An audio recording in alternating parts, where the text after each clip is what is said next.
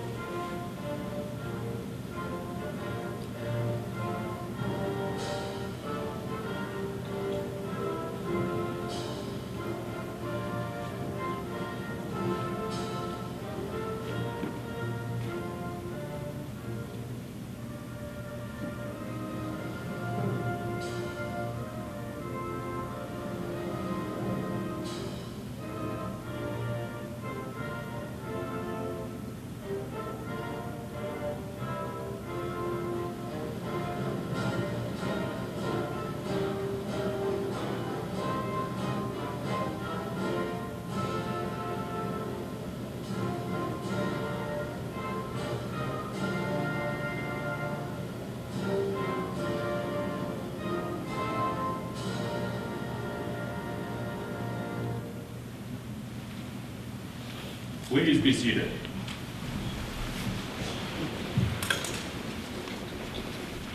A rather broad term, Asian Pacific encompasses all of the Asian continent and the Pacific Islands of Melanesia, Micronesia, and Polynesia. Like most commemorative months, Asian Pacific American Heritage Month originated with Congress.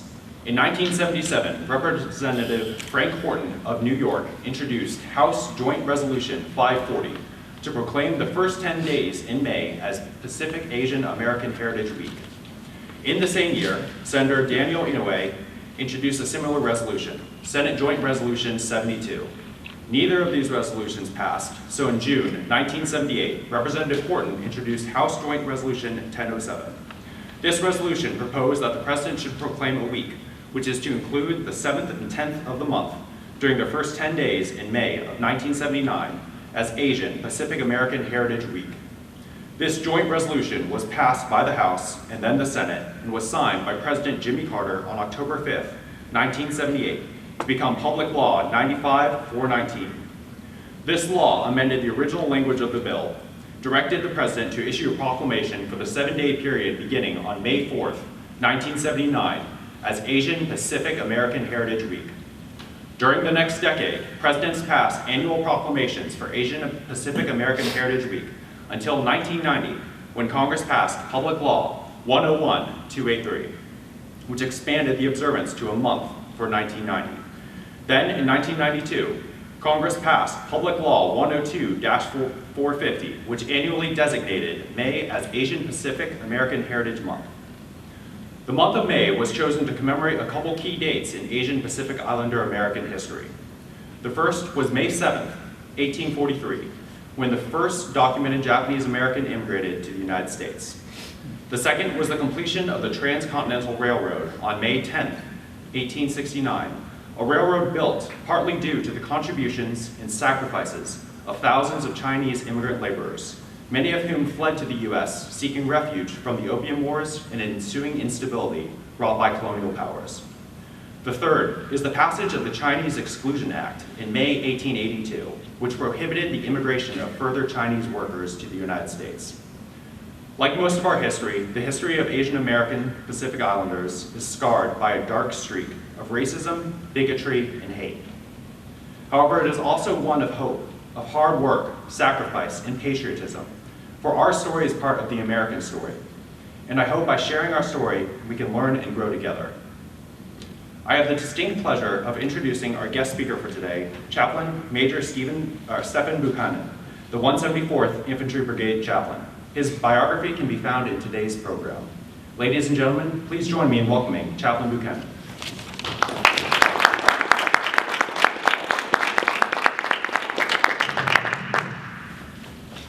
Thank you very much. And you did a great job reading. Thank you very much.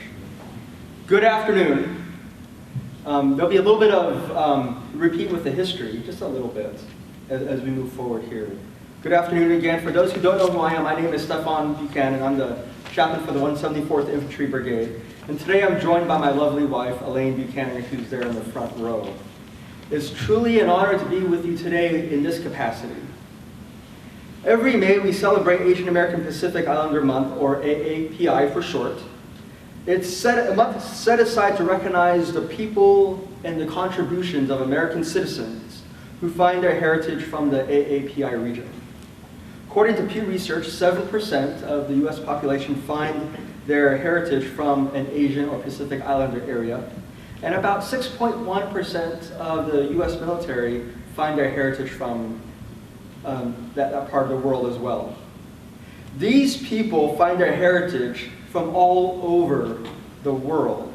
Their experiences and their cultures are woven into our military culture.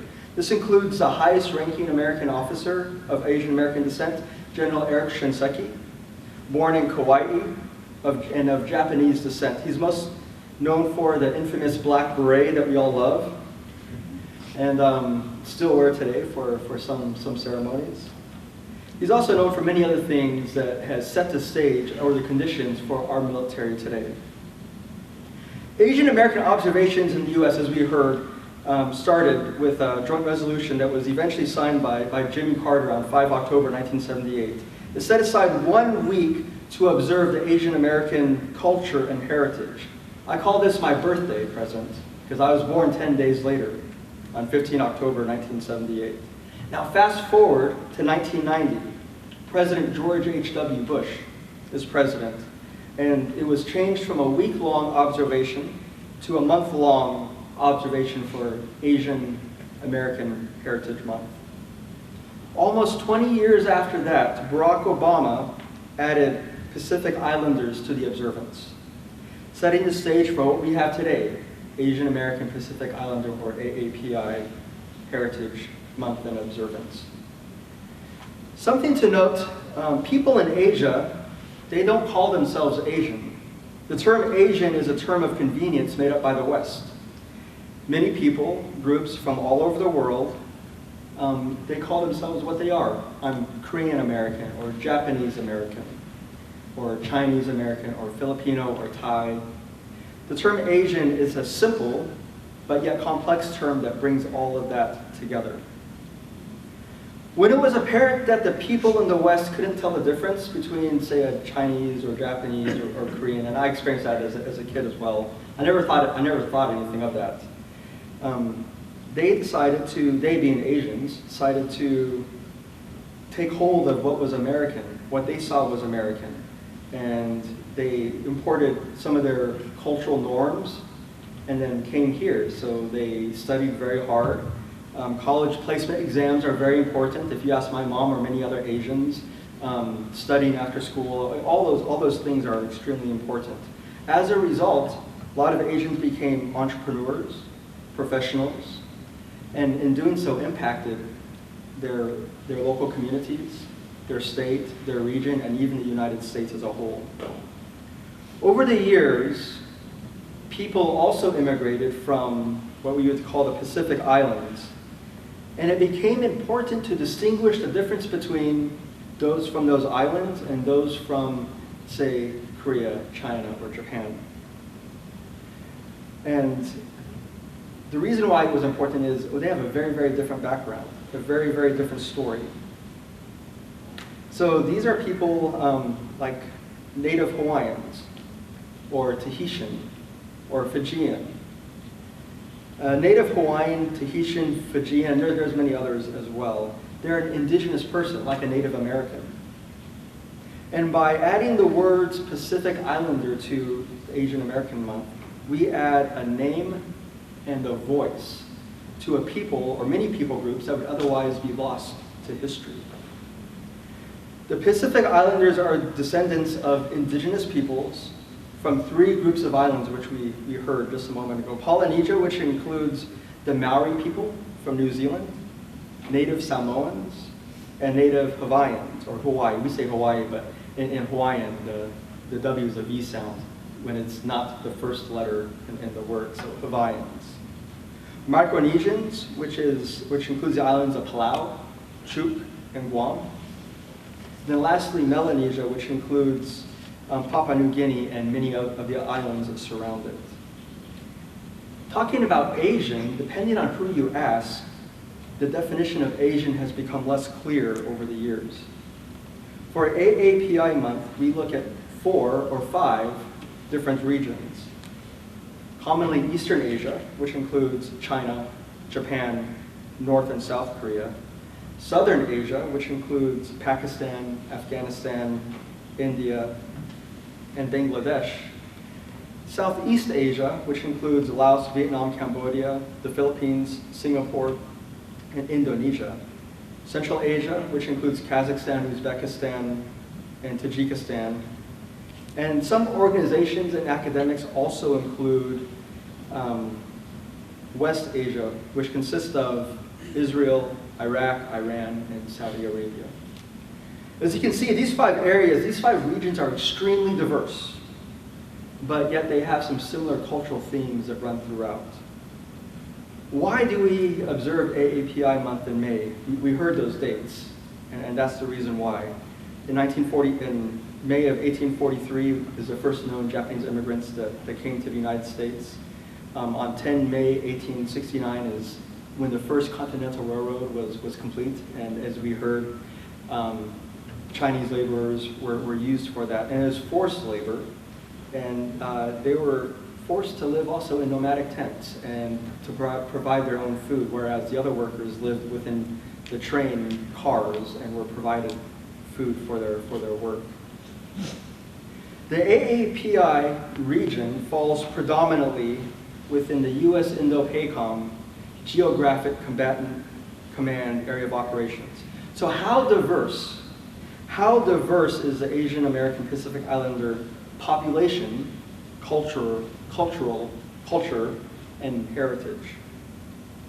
This area consists of over 50% of the Earth's population. Let that sink in for a moment. Over 50% of the 8 billion people that live on our planet call the region that we have designated AAPI their home. Over 4 billion people. Over 40 nations are represented there. Over 3,000 languages are spoken. 4 of the top 5 populated nations reside within this area. And some of the nations are Buddhist majority, Hindu majority, and Christian majority. The largest Muslim majority nation in the world is within this region, this area. So the term AAPI, or Asian American Pacific Islander, is an extremely broad term encompassing many, many people from all over the world. And it's impossible to recognize each and every one of those peoples in a short speech or even a month-long observance or celebration. Why is the term AAPI so important? The best way for me to answer that is not with the words of an Asian, but the words of an African-American female and current Washington State Senator, Tweena Nobles. I heard her speak at a Women's History event a few years ago. And she said this: people don't know what they can achieve until they see someone like them achieve success. She went on to say that if someone grows up in a community and they don't know anyone who has become a banker, a doctor, a lawyer, a military officer, a professional, a pastor, if they don't know anyone in their community that achieved one of those things, command sergeant major, a first sergeant, if they don't know anyone who's accomplished one of those things, they won't think it's possible for them. By adding names and faces to people who look like you, talk like you, walk like you, by doing that, we make the impossible possible. That is the significance of an observance like this and those that we do throughout the year. For me, I feel like my life has been pretty good, pretty great. It's not perfect, but using the words of my college roommate's mother, she said, "Stephan is as American as apple pie." And that's how I feel. I feel like I'm an American. And the truth is, that's how I've always viewed myself, as an American. In fact, I didn't even realize my skin was darker. It is a little bit darker. My wife reminds me of that. Especially in the summer, when the sun comes out.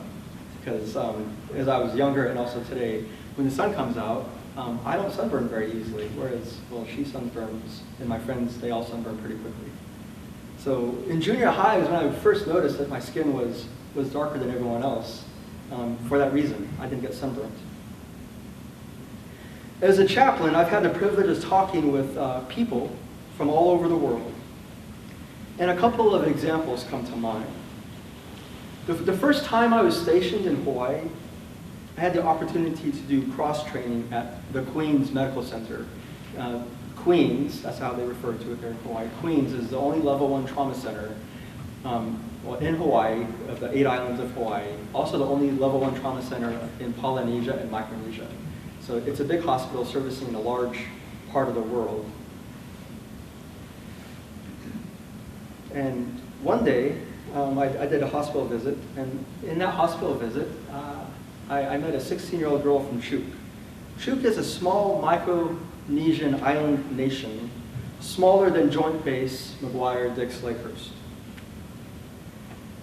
The significance of Micronesia as it relates to this story is that the U.S., to this very day, still has a treaty with them. We have a treaty with them because after World War II, we did a lot of nuclear bomb testing in that region. And those nuclear bomb testings affected their water supply, their food supply, and the health of their population. To this very day, their cancer rates are far higher than other surrounding island nations that did not have nuclear bomb testing take place on or near their islands. This treaty states that these nations will receive free medical care and resources for generations. So the 16-year-old girl and her family, they're in Honolulu, so her mom, who has late-stage lung cancer, can receive a higher level of care than what is available in Chuuk. We'll call her CM. And so CM was at bedside with her dad, and she was the only one in her family who was fluent in English. She went on to tell me that she wanted to leave her island and leave her family. She wanted to go to America where she could be free. So I was younger than I am now, I was young.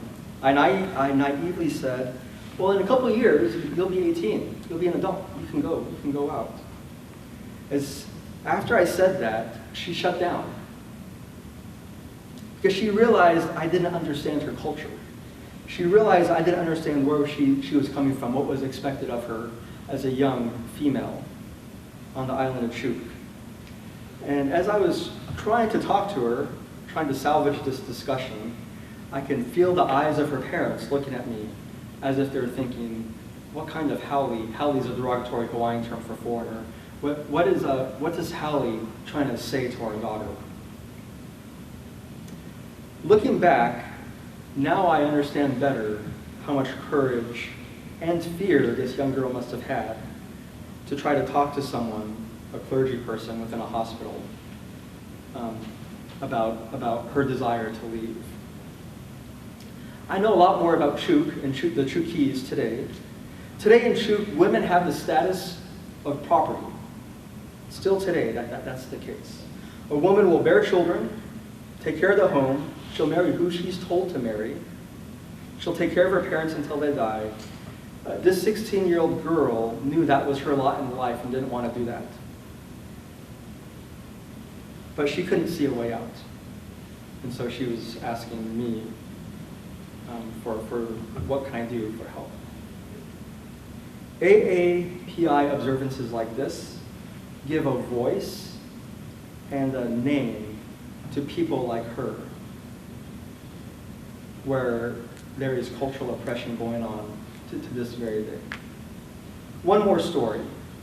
On the other end of the spectrum, I was doing rounds at Madigan Army Medical Center, where I was stationed, and I entered a room of an older Korean lady. She was 72. We'll call her JH. JH was 72 and in a pretty severe car accident and had some TBI. No broken bones, but it was a pretty severe TBI. She stayed in the hospital for about 5 days. And to be honest, when I first met her, she reminded me of my mother, who was born a few years after her, after the Korean War. In old Korea, before the war and even after for some period of time, women had a low place in society. Not quite bad is true, but Korean gender roles were very well defined. You will do this, and males will do this. My mother has not deviated much from this, she still has a very traditional view of what a woman should do, which has caused some strife between her and I, as I've married my wife, who's a PhD and a university professor. For full disclosure, we met while we were in grad school before I joined the Army and before she started her PhD. My mom thinks that a woman should be in the kitchen taking care of the husband, and although we take care of each other. We made this agreement when we first got married, knowing that we were both going to be professionals, and we decided that we're going to be each other's #1 cheerleader, and to this day, we still try to do that. And my mom, she cannot grasp that concept. In her mind, a woman has her role, and a woman should do that role. Now back to JH in the hospital. She made a deliberate choice when she moved to the US and became a naturalized citizen to let some things go from Korea and adopt a few things. She was self-aware enough to identify the good things and the bad things within the Korean culture and values. Based on her observations, she did the same thing for the American culture. JH set aside those unhealthy Korean customs and then identified and adopted the healthy American customs and values that she wanted to adopt for her and her family. In her words, she said, "When I moved to America and became a citizen, I knew I was free and I can choose my own way." And she did just that. She was not perfect, but by integrating the good things from Korea and the good things she saw from America, she made something beautiful. She made something her own. That is also what this AAPI observance is about. Recognizing the great things that people from different parts of the world bring with them and allowing them to integrate those great things into American culture, creating something new and beautiful. That is what America is about. Different cultures coming together, living together, and learning from each other. In closing, that's also what the military is about. The military is a sample population of our great nation. It is the integration of many different nationalities and cultures who speak a common language, English, and I think we could all say that the military has our own language as well. We speak a common language, and we're brought together for a common task and purpose to fight and win our nation's wars. When we're open, when we learn from each other's lives and culture, we become better. In doing so, we continue to learn, continue to grow, we continue to become better people, better soldiers, better civilians, and a better army, one day at a time. Thank you.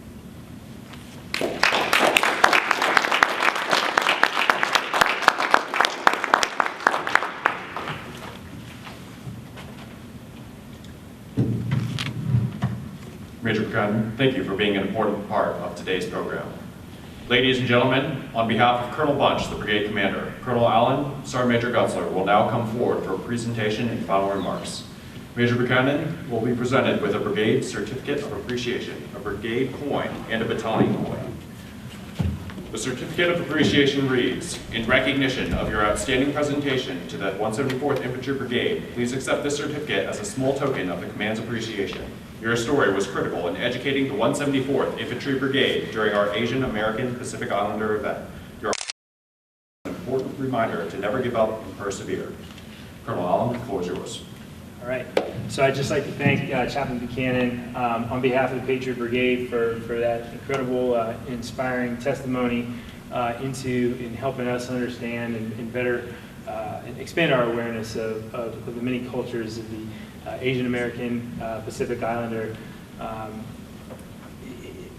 in culture. And it really is, these opportunities really do give us an opportunity to really expand that. And again, just really appreciate you doing this for us, and for everybody who participated today, thanks for coming out, and please join me in offering a round of applause for both Chaplain Buchanan and for his wife Elaine for providing us the invocation earlier. Really thank you for participating. It was a great opportunity to have the family unit together to support the event. So thank you again.